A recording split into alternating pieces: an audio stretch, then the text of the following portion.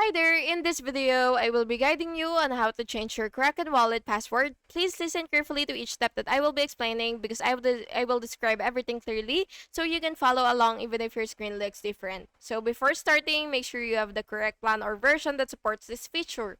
So open your Kraken app and then you will log in and then tap the profile icon which is on the top right of the screen, and what you will have to do is select settings and then click account information and then change password. Enter your current password and you will enter your new password, new strong password after that, and then you will confirm it by typing again.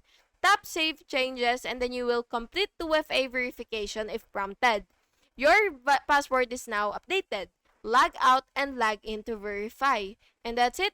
Thank you so much for watching this video, and I really hope it was helpful for you. And if it was, please make sure to like and subscribe for more videos like this. Thank you and have a good day.